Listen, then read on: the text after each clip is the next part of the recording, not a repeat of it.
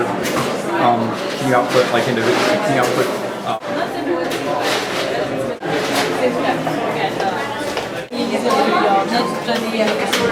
Things to be 3D printed. This money is purely off of.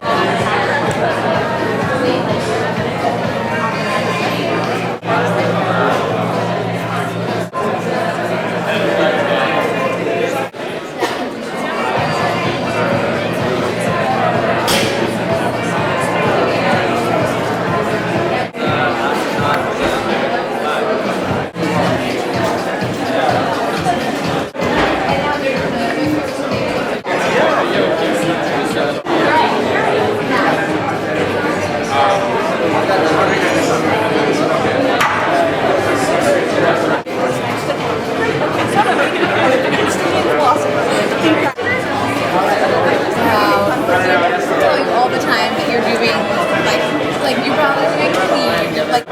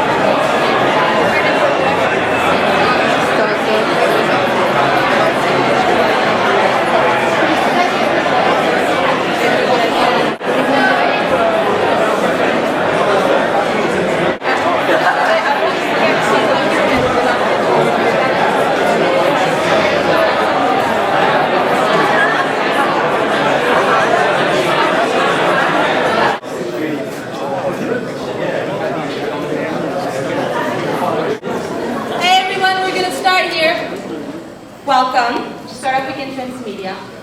I'm so excited. I just gotta tell you, we've been working on this forever, so we're really excited. Are you guys excited? Okay, so welcome. Thanks to all of you for being here. It's really great. Tonight we're gonna do a big presentation. We're gonna do pitches, like a bunch of stuff that's gonna happen. But first, I wanted to welcome on this little stage here our keynote speaker, Corey Ford from Matter. Thank you. Excited to be here. I think I'm going to try it without the microphone. If you can't hear me, just raise your hand, okay? Welcome to Startup Weekend. How's everybody doing? You excited? gonna build a company and then watch the 49ers win the Super Bowl after that, right? I love it. Great. So I'm really excited to be here because as you probably believe, you know, stories define us. Stories are the way that we translate complex information into simple ways of spreading our culture, information, etc. And we've been doing that since we've been, you know, talking around the campfire, to making movies, to talking on Twitter, right? Stories define us. And technology empowers us, right? It empowers us to tell stories in new ways, to connect, and to do things like what happened in Egypt 2 years ago. But technology, it also disrupts, right? Technology is something that actually challenges the media institutions that tell the stories that we rely upon. And it's entrepreneurs. The entrepreneurs are the ones who are leveraging technology and storytelling and showing us how we're going to tell stories in the future. And that's why I'm excited to be here at Startup Weekend Transmedia, which is all focused on combining startups and for the future of storytelling. Because what's really important, especially here at Startup Weekend, where you're going to start a company in 2 days, we tend to forget that everything big started small. Everything big started small. What you're looking at there is the first prototype of what would become Twitter. Jack Dorsey's sketch of that, while his team was building a company that was trying to disrupt podcasting. Everything big starts small, just like you're starting here in Startup Weekend. And I want to challenge everybody here to think about, what if you tried to build the next great media institution from scratch by taking a little step today with a startup that looks small but might actually become something that had the power of something like the New York Times or like Twitter has today? And what if you combined the values of storytelling institutions such as public media and journalism, but you combine that with the methods and mindsets of entrepreneurship? What if you were able to do that in a way where your mission was to educate, inform, inspire, connect, or empower? What stories really do, right? But the approach that you took was leveraging the best practices of entrepreneurship and design, doing it in a way that's human-centered, prototype-driven. You believed in radical collaboration, working on multidisciplinary teams, pursued scalable business models, and leveraged emerging technologies. I believe, and I think you should believe, that tomorrow's meaningful media institutions are being built today by entrepreneurs like you, who are starting small but thinking big. That's what Matter is all about. Matter is the early stage venture capital firm and accelerator that I run, that is backed by KQED and the Knight Foundation. And our mission is to support and invest in media entrepreneurs building ventures that make society more informed, more engaged, and more empowered, and are pursuing scalable for-profit entrepreneurship to do it. So that's why I'm really excited to see what you all come up with here, because you could actually be potential applicants to our program. We can help you along the way. A little bit about my story. I have had one of those careers that only makes sense looking backwards and connecting the dots. I actually started my career on a traditional path of journalism and storytelling as a documentary film producer for a show called Frontline. Made 17 films for Frontline, before realizing that the world was changing dramatically and we weren't changing at all. And I cared about the stories that we were telling to the world, but I was worried about the future of the institutions that I was in.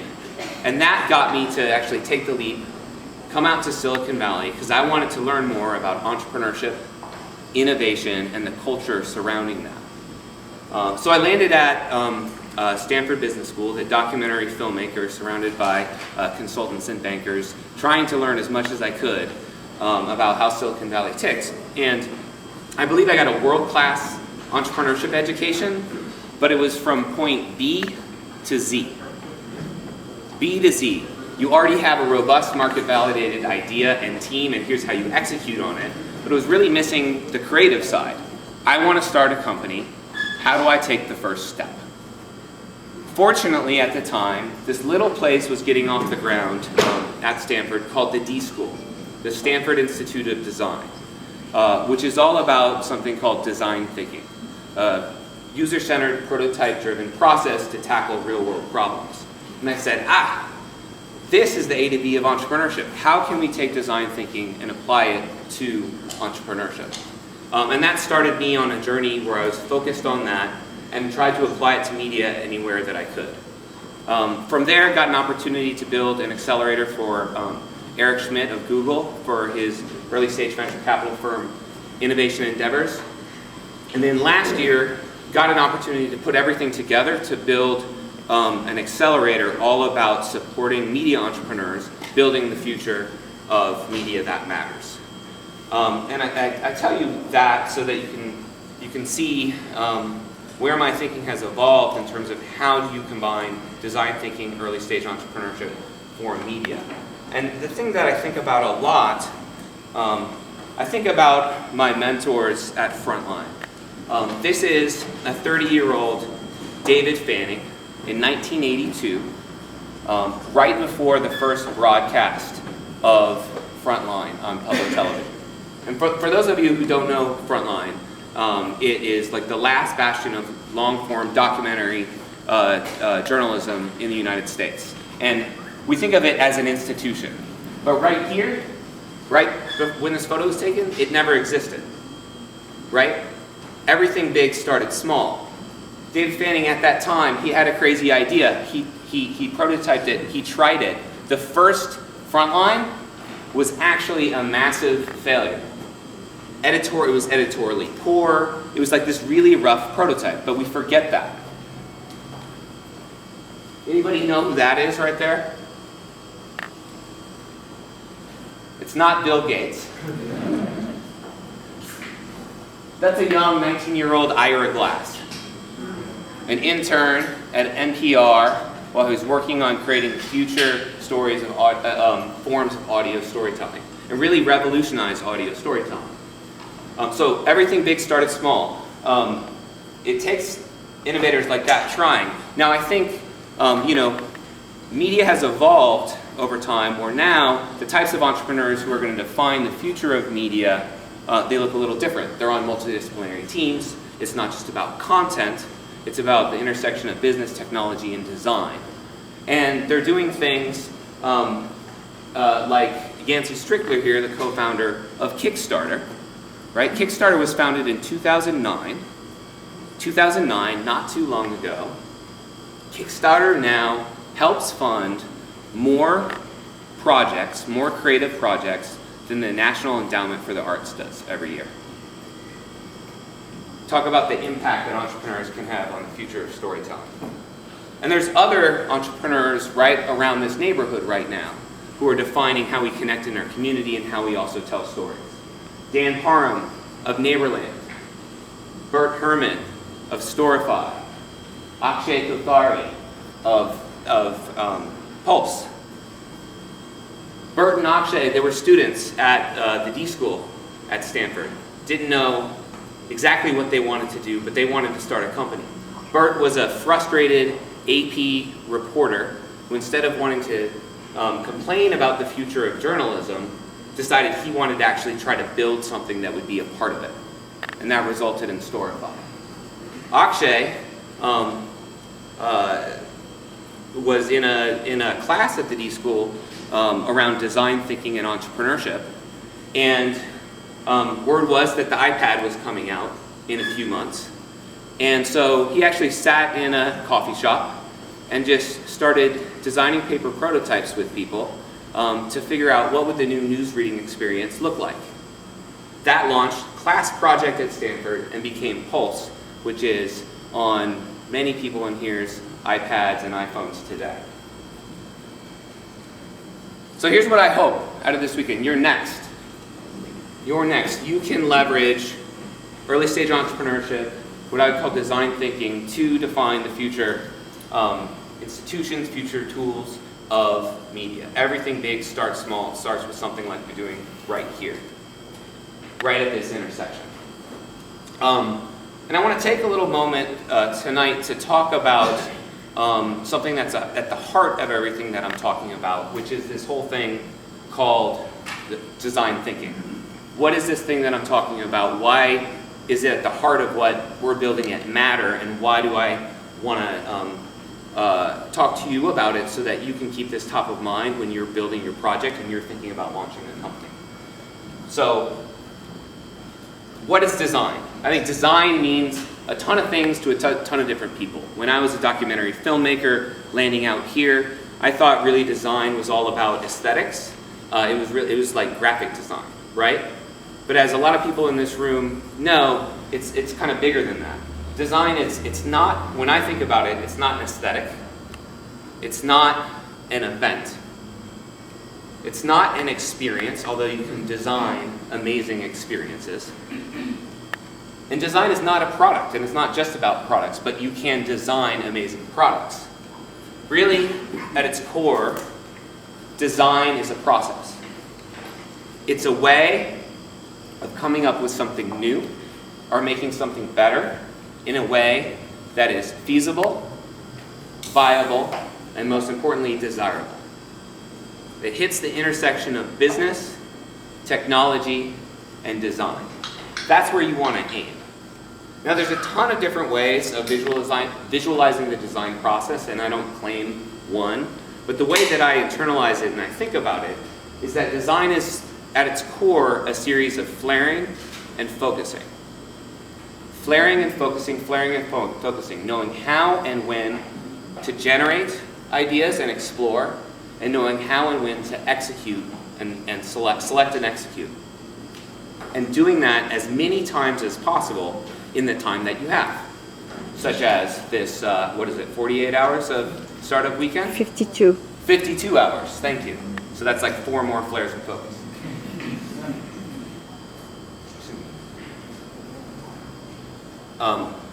Flaring and focusing, flaring and focusing, flaring and focusing, so that you can do what I like to call the drunken walk of the entrepreneur. So instead of coming up with a perfect plan, a perfect business plan, that then you pitch and then you execute on, it's actually about taking little steps, learning, adjusting, taking little steps, learning, adjusting, making little bets along the way, so that you end up in a place that is much more feasible, much more viable, and much more desirable, than you ever could have landed in if you stayed in your office or at home and tried to come up with the perfect plan. It's all about getting out into the world and learning. And I hope this weekend you don't just stay here, but you get out into the world and you test and you learn. Design is also about mindsets.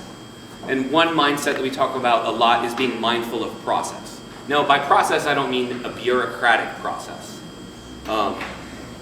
Instead, it's really about, if you don't have a perfect plan to execute on, and you don't actually know exactly where you're going, right? This is ambiguous, this journey.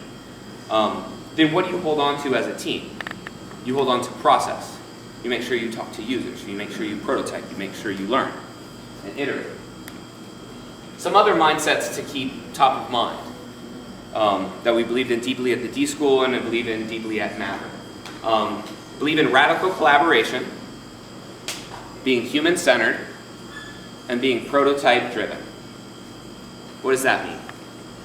So radical collaboration. I think that D-School is a really good example of this.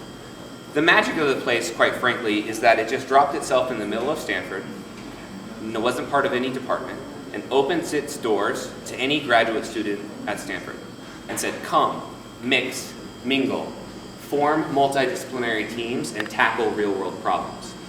And the key to that is that true innovation happens not by getting 4 of the same experts in the same room and trying to solve a problem, but by creating the intentional serendipity in an environment so that lateral connections are made across disciplines.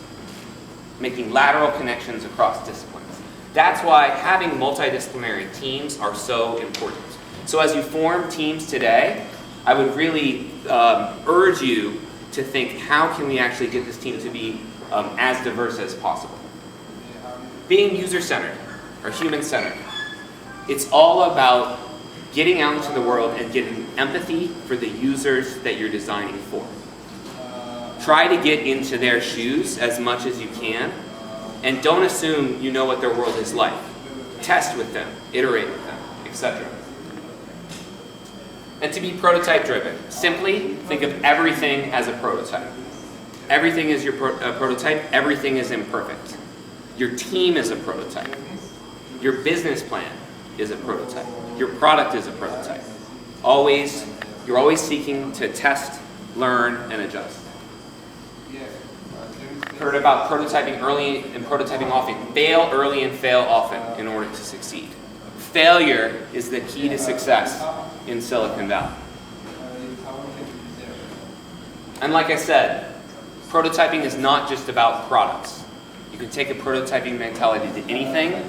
Here's a good example of how you can prototype your business plan, not with 6 months of making it perfect, but doing it in an hour or 2 so that you can tease out the key questions that you should test. So, design thinking, meeting early stage entrepreneurship, it works. I've seen it work myself. I've seen it work in social entrepreneurship. This is a team called Embrace Global. They were given the challenge of making an incubator that costs 1/100th of the cost. But instead of taking an engineering approach to that and going in and seeing how they could re-engineer something, they actually went to their users. They actually went to a place in Nepal, and they looked around and they said, you want us to make a cheaper incubator, but we're here in your hospital and we don't see any babies in the incubators. Huh. They said, where are the babies? Well, they actually can't get there. They're out in the rural villages. So they got on a bus, got out there, and met actual users who couldn't actually take their babies into the hospitals. And that got them going down the line where they actually started designing for a rural parent, desperate parent in a rural village needed to give their dying baby a chance to survive. That's how they reframed their problem statement, and that's how they got out of incubators that look like a box and do 10 different things to something that looks like a sleeping bag, costs $15, and can function without electricity. I've seen it happen in the Runway program that I ran at Innovation Endeavors, where I helped teams form multidisciplinary teams and then dive in pre-idea to find and form a company. I won't go into details, but there's this company called Lumobac right now, who they had never met each other before they formed through the program that I ran. Somewhat similar to Startup Weekend, but like maybe 10 times the intensity even. They formed a team. We invested in them pre-idea. They dove into many spaces, explored the world, started putting together all these different insights, discovered that sensors are becoming ubiquitous. Obviously, everybody's using the more mobile phone for everything. There's this big problem. Lots of people have back pain. 80% of back pain caused by poor posture. There's one place on your back that if you could measure that, you would know whether you had the right posture. Started prototyping things that could measure your back. Built an iPhone app that had an avatar that could actually mimic your body movements. And they were off and running. They never planned it. They had to get out in the world, learn, and put things together. And they just raised $5 million in seed funding, having started from scratch.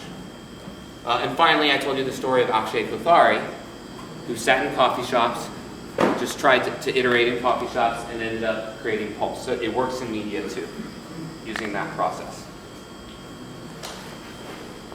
So that's a story, a quick story of design thinking, and some mindsets that I would say that you should approach your project in. I want to leave you with some tips for this weekend that I give to my entrepreneurs a lot. So number one, think about who is our user. Not what is this cool thing that I want to make, but who is your user? Who is the one specific person that you're designing for? What context are they in? Are they sitting on the couch?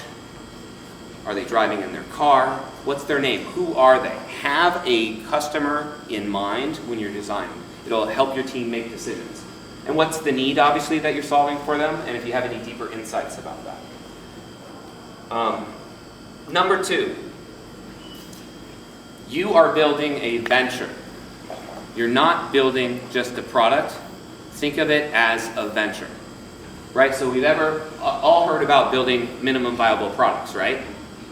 But you can use this to kind of take a step back from just your idea and think about the entire world of the venture that you're dealing with. So, top-down trends. Where are you betting the world is going? If you want an investment for your idea, you're making a bet 2 years out that the world is going in a certain direction and that you're aiming there. Investors are looking for that. Also, drill down all the way to the bottom. Have a bottom-up point of view. Have a user, a specific user in a context that you're designing for. Build a minimum viable product that meets in the middle. Wrap it in a business plan. And what I've really learned from my switch from storytelling, from a journalist to venture capital, is stories matter. You have to wrap it all in a story. And finally, just a tip for something that I think can accelerate your venture very quickly, that I do with a lot of my entrepreneurs, and they usually come in and say, I have pushed my venture so further in the 8 hours you gave me on this project than I have in the last 4 months, is the following, if you want to do it. Taking that, you want to hit there, right? Between business, technology, and design. The viability, the feasibility, and desirability. Here's something that you can do. Take 8 hours, and you don't have to do it this weekend, but you can do it whenever you want. Take 8 hours, think about your business on these 3 lenses, come up with your top hypothesis in each. Basically, what would kill your company if this was wrong, right? Because you've got to focus on the key risks and the key success factors in your startup. Then, in less than 8 hours, go out there and talk to at least one person who can help, who you can learn more about that, to test it and validate it. Listen to what they say. This is the key. Most people fail here. Listen to what they say. Learn. You don't want to sell them. You want to learn why you're wrong. Synthesize that, and then decide where you go next. How should your hypothesis change? Do that exercise in 8 hours, strictly. Tell somebody you're going to pitch it to them in 8 hours, and I guarantee you will accelerate your startup tremendously. So, for this weekend, enjoy your drunken walk. That's what it should feel like. If it's not, you're not pushing yourself hard enough. And I really hope that your startup changes media for good. Thank you.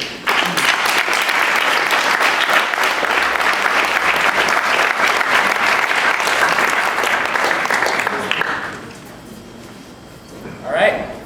I'm not as loud, so I'm going to use the mic. Who's been to Startup Weekend before? All right. That's good. Excited to have you guys here.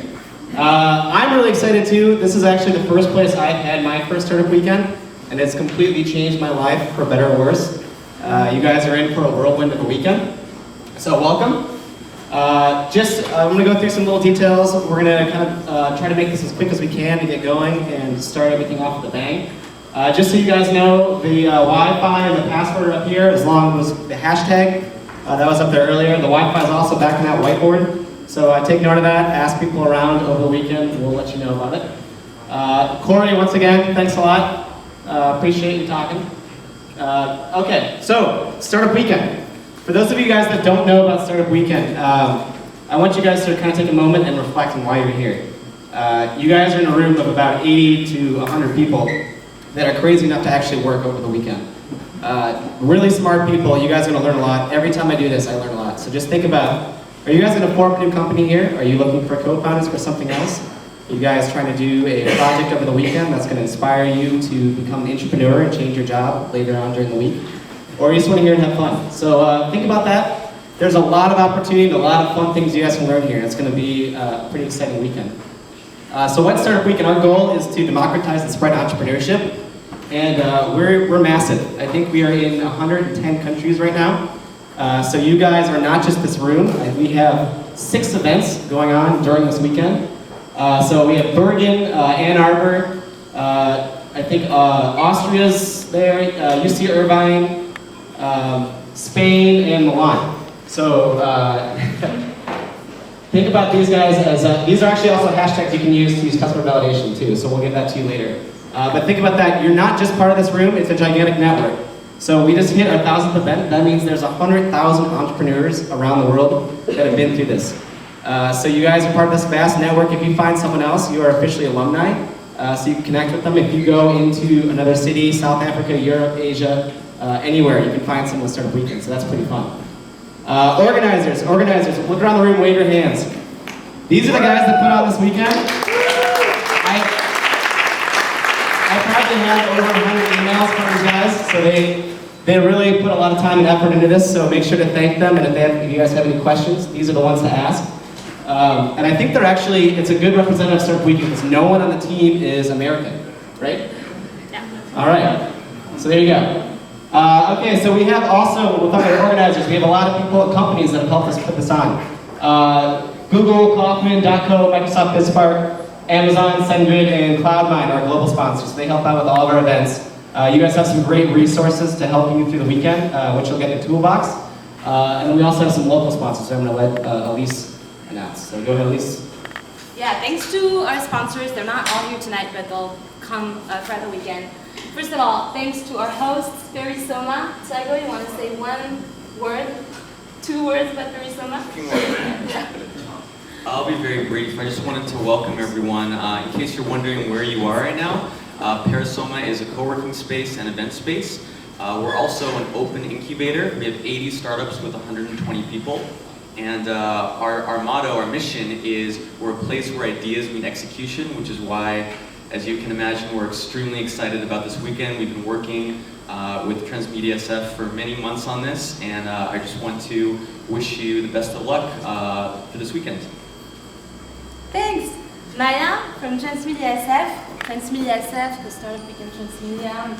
Tell us about that. Thank you, Elise. Well, I wanted to thank Elise, who's part of Transmedia SF, that brought this idea to us and actually helped us hatch it together with this amazing team. My name is Maya, I'm the co-founder of Transmedia SF. We're a local meetup made out of technologists, storytellers, filmmakers, designers, and we meet once a month to exchange ideas and to make San Francisco the hub of transmedia and the convergent culture. And we're really, really excited to have the first ever Startup Week in Transmedia, so this is really exciting for us. Thank you.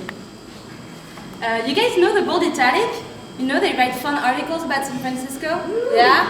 Yeah? Woohoo! They're right here in this room, front row. They're going to participate to the event. Hopefully they'll build a team. Jessica also used to be my roommate, so it's awesome. Matt, do you want to say 2 words about the Bold Italic? Sure.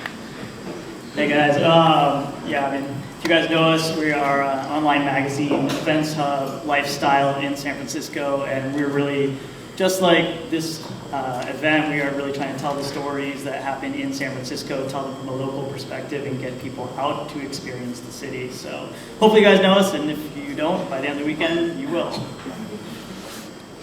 Okay, and also thanks to Singly, who unfortunately is not here tonight. They're here! I didn't meet you! Hello! All right, thanks to Singly. I just want to introduce Singly. I'm really excited to be here to help all you guys out. Hopefully Singly is fabric for connected apps, which means we've done all the hard work. If you want to integrate with social media, in your application like Facebook or 34 other services. Talk to me, I'm a developer, I can help you out with that. We think that social integration should be part of MVP, so hopefully you guys will do a really good job. Thank you. Okay, I'm gonna drop the mic. All right, let's be quick about it. Startup Weekend Transmedia is the first edition worldwide of Startup Weekend that is dedicated to transmedia, so we're pretty proud of this. Do you guys know what transmedia is? Anyone? Yeah? Yeah, I know you guys know. Justin, Paul, yeah. All right, trans what? It all comes down to this guy. Anyone knows Don Draper? Yeah, you guys like Mad Men? All right, so question for you guys. What do you think Don Draper does between 2 episodes? Any ideas? Secretary. Probably, yeah? Yeah, maybe. We don't know, really. And the reason why we don't know is because there's only those 40 minutes in the week where you can see him, right? But the rest of the week, he does stuff, right? Like he goes to work, drinks, like hangs out with secretaries, obviously. But we can just see him through this 40-minute window in a week, right? Now imagine if you could also see Betty Draper, his wife, blogging about, being a housewife, which she actually does. I don't know if you saw her blog, but it's pretty cool. Imagine if you could read Roger Sterling's book about advertising, what his views are on advertising. Imagine if you could see Sally Draper tweeting when she goes to the first Beatles concert ever. All this has happened, right? So that's what Transmedia is all about. It's about extending a story beyond the traditional TV screen or movie screen or traditional book, right? And basically, it's about adding layers and layers and layers to go deeper and deeper and deeper into a story.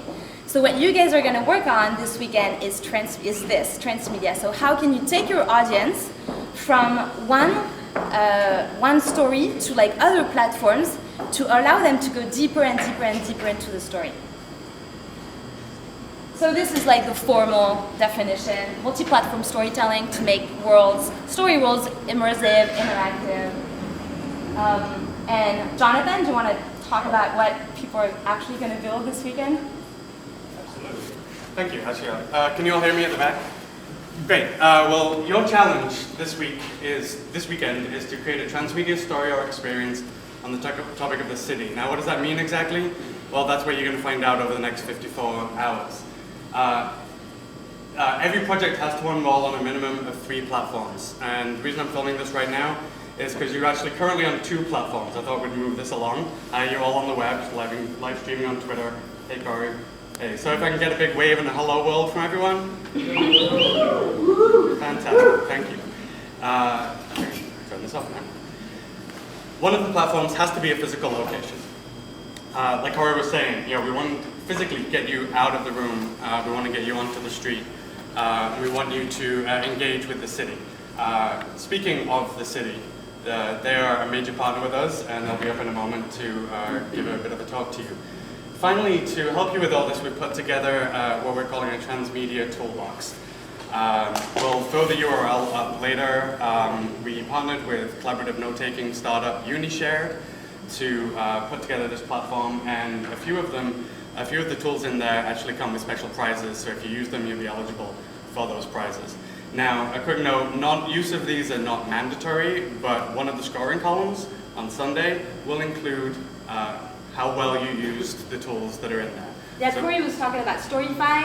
For instance, they're partnering with us. You're going to be able to use Storyfy, the Storyfy API if you want. The Storyfy is in there. We've got 3D printing. We've got app builders. We've got fully rendered motion capture zombies and monsters. So we've got the works for you, and we hope you enjoy using those. And you're going to have a bunch of coaches who are going to be here to coach you during all the weekend. They come from Electronic Arts, Storyfy, a bunch of amazing platforms. Some of them are in the room, so be sure to meet them and mingle with them. Absolutely. So my pleasure to introduce Shannon from the city of San Francisco. Shannon Murray, here you are. She's going to tell you all about the physical locations that are one of the platforms for this weekend. Hi, thank you all for coming. So I'm going to keep it really brief because I want you guys to start working right away so that I can come on Sunday and hear all of your pitches. So I'm the Mayor's Deputy Innovation Officer. Good, no one rolled their eyes because usually the reaction is rolling the eyes or asking if I can fix the printer. So just a little bit of background, Mayor Lee, when he was elected last year, he created the role of a Chief Innovation Officer. We're the first city in the US to have this role. So Mayor Lee really stands behind innovation and entrepreneurs. I was appointed as the deputy, and I love to come to events like this. And in fact, when Elise came to me probably months ago and said that she wanted to organize a startup weekend around transmedia, exactly, I was like, trans what? And what's that mean? But her answer when she talked about platforms and kind of a narrative that scales across platforms that really resonated with me, because one of the ways that we often talk about the city is as a platform. And a big part of our jobs in the city, and I'm here with some colleagues who are going to talk a little bit about some of the physical interfaces that we have available to you. A big part of our jobs is really looking at how can we catalyze or activate those platforms to enable you to do things with them. So this event is really timely and really speaks a lot to the work that we're doing in the city. One of the projects I think that is worth mentioning that I believe is part of your toolkit is our open data project. So in 2009, we were the first city to legislate open data.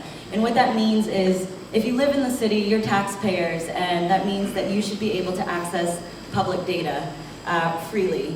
We used to sell this data, but in 2009, when we passed this legislation, we not only published it on a citywide API, but we also made it machine readable. So you can integrate this data into your apps. We have a citywide apps catalog similar to the Android Play Store that we now have about over 100 apps, all delivering government services and all built at zero direct cost to government. So it's really exciting imagining how entrepreneurs, startup weekends, hackathons can really make use of this data. And in addition to sort of increasing government transparency and enabling participation in government, the other cool part of this story is that some of those apps have become products and they've become companies. So now we've been able to demonstrate that by opening up an existing asset that the government had, we're driving economic growth and creating jobs. So we love entrepreneurs, and the mayor gave a State of the City address on Monday. I don't know if anyone saw it or heard it, but this is the infographic that we put together to summarize the State of the City. Just one thing to point out is the unemployment rate. When the mayor took office, the unemployment rate for San Francisco was 9.6%. A year later, it dropped to 6.9, and right now it stands at 6.5. And a lot of that is because of people like you. So we really encourage you. We know that startups are really the engine of our city, and I really look forward to coming back on Sunday and seeing what you all put together. So think of us as a resource. Just to introduce my team quickly, we've got Peter, can I just say this? Peter, Paul, and Neil, isn't that cute? We've got Peter from the SFMTA, he's a project manager. We've got Paul Chazin from the planning department. He is an urban designer and runs the Parklets program. And we've got Neil, who it's a hard one. We've got Neil, who is an urban designer, also in the planning department, who is working on the Better Market Street project. So these are some really, really great things that we're doing in the city that, again, think of as a resource, and you will want to be a part of them. So thank you all for coming. Thank you, Transmedia. Thank you, Perisoma, and Startup Weekend.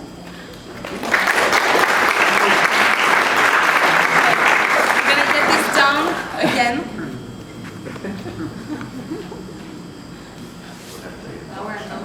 No Perisoma folks around to help us. Is that what's happening? Is it 8 o'clock? Pull it down. What I have to say is that we saw every single one of you register in our emails, and it's cool to like see you and see your faces and meet you at last. Can we get everyone with a white t-shirt just lining up here?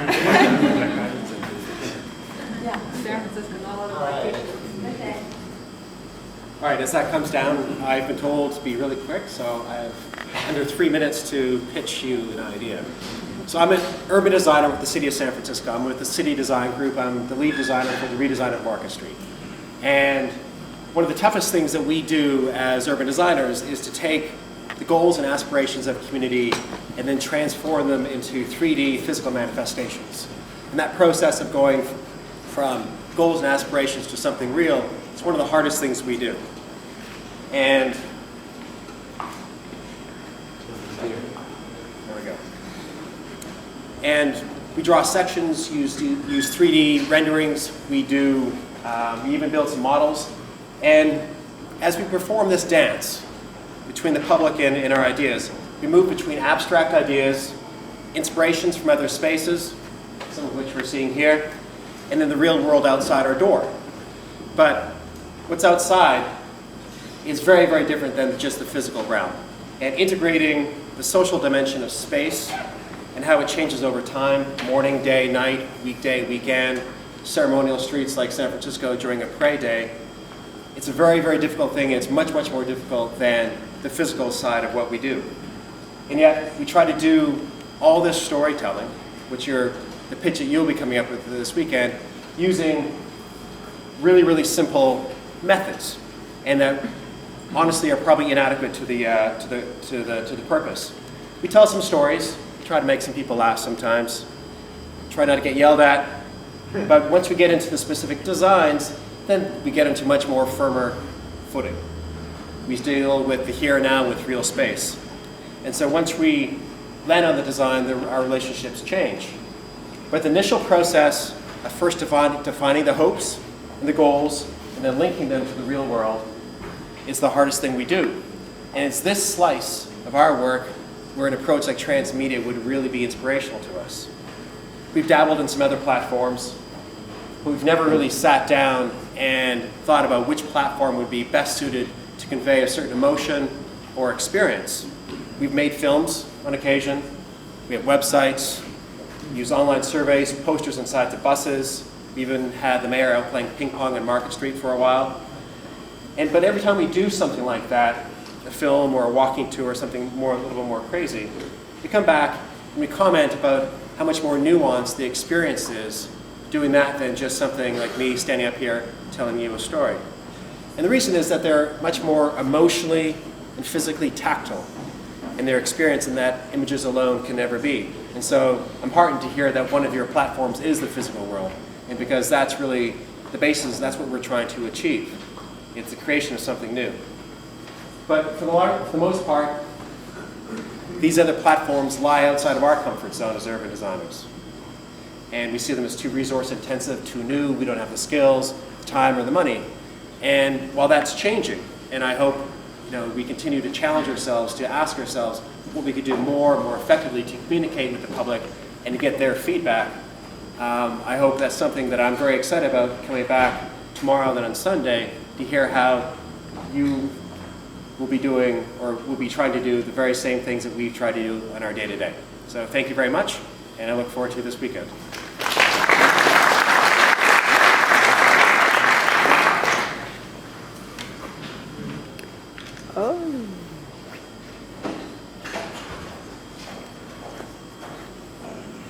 So, hi everybody, I'm Paul. I'm also an urban designer and I work with Neil at the planning department. By the way, they're all going to be coaching this weekend. So pay attention. I'm also going to be coaching. And I manage the Parklet program. So I'm going to talk a little bit about Parklets and why that program was successful as kind of one example or case study, and then hopefully use some sort of nuggets of wisdom into you about how maybe working with the city and so forth. So we started the Parklet program with two founding principles. The first is that sort of an idea that 25% of the city, of the land area of San Francisco, is made up by public rights of way, that's streets and sidewalks. And despite years of progressive policies like the Better Streets policy and the Complete Streets policy and so on, we had little to show for it. So the question was, how can we broaden the dialogue around public space and streets and public realm in San Francisco? The other thing that we did, I think, built into the program was sort of just this sort of idea that parklets are public, that there's this concept of the public good, and I think if you're playing with the city, if the city's going to play with you, there's got to be some element of the public good for the city to be interested in playing along. And so with parklets, it's that everyone is welcome, whether or not they support the local business that's sponsoring it, that you're still welcome to use it. You can sit there and they can't ask you to leave. You know, and so in the 3 years since this program's inception, and parklets were started here. This was the first parklets in the world were built in San Francisco. We've got about 40 parklets on the ground, over 225 people, I think all this figure is out of date, on the list asking to be notified when we open the application process. And cities around the world are copying this program. So why? Like, what is it about the parklet program that's being so successful? And this may be the most important slide, I guess, in this presentation, but part of what we did is we created sort of a very simple process.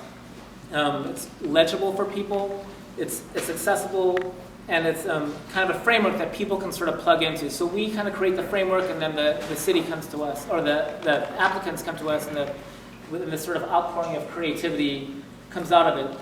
You know, and so we've created this scaffold that allows for a lot of creative expression. And you can see this like it's kind of reflecting the hopes and dreams of people in San Francisco and the businesses and organizations and designers that manifest these spaces.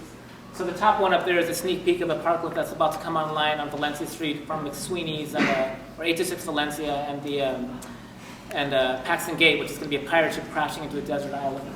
And this bottom image over here, the other thing I think that's really neat about this program is it's allowed a whole new class of people to participate in the process of placemaking and building the city, you know, as opposed to architects and developers and designers and so forth. You have people like this woman from a Pilates studio who put together this concept sketch, which is clearly not an official architectural rendering, but reflective of her excitement and enthusiasm about this space. You know, outside of that, I think in terms of the general public, part of the reason they've been so accepted is that parklets have become a real symbol. You know, they act as a symbol. There's something profoundly symbolic about taking the space, which is a parking space, which is essentially a private space for you to store your car, and turn it into something public. And I think people intuitively understand that they're getting something of value in exchange for this parking space that they're giving them. There's been other benefits too that we hadn't necessarily even expected. They sort of can act as little catalysts for community interaction. As this example over here, for example, where a bunch of public high school kids built this parklet as a part of a design builds project as an after-school program. You know, and one other thing about parklets, you know, so you see one of these spaces, and it's kind of cool. Maybe it's a space that helps make a place, that helps make a neighborhood, and it's maybe a source of pride for the people that did it. But as you start kind of seeing them again and again through the city, you see a couple more, and it becomes a much greater system. You know, the impact of these things collectively as a whole are something much bigger than the individual parts. You know, they're really helping reframe the dialogue about space and how we use it in San Francisco. And if there's one sort of parting thing I would have you think about, which is not so much parklets, but just cities related to the theme, it's that, you know, cities are living, breathing systems. You know, we experience cities as kind of static. They're built out of hard materials, and they're solid, kind of permanent feeling things, but they're actually dynamic and alive, and they're viscous. You know, and so that's my presentation, and that's good. The best of luck with your.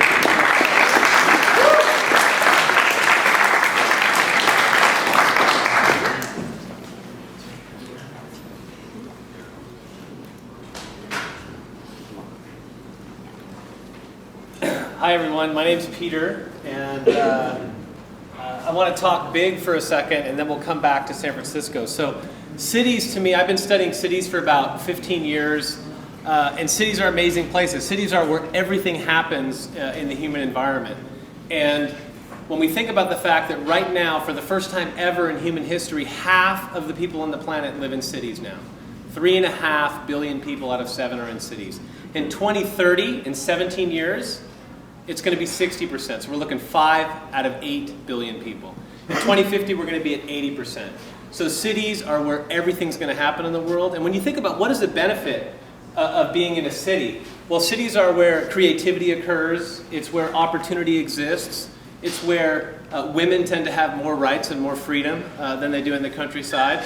And it's also a place where much more than just creativity can occur.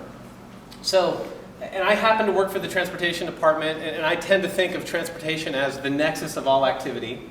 Often I challenge people, can you think of anything that can happen without transportation? And I usually win that debate.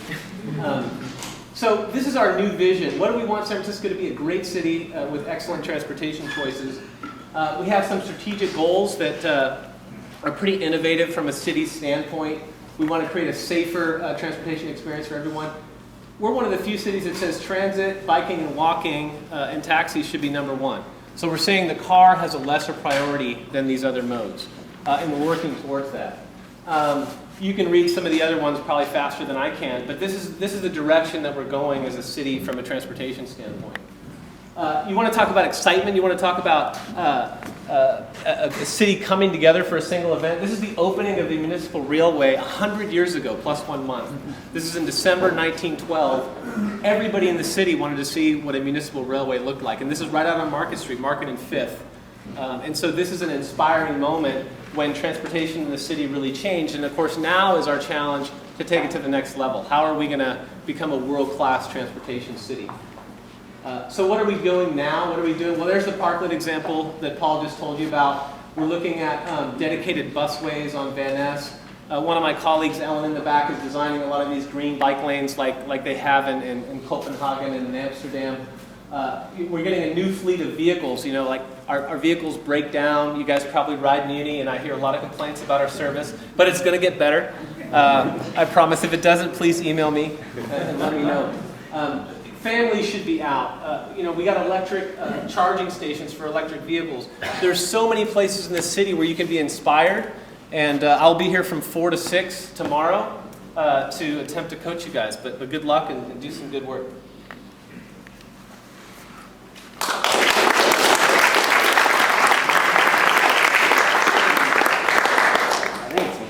I have one more slide, but I didn't have time for it. So. All right, on to the fun stuff.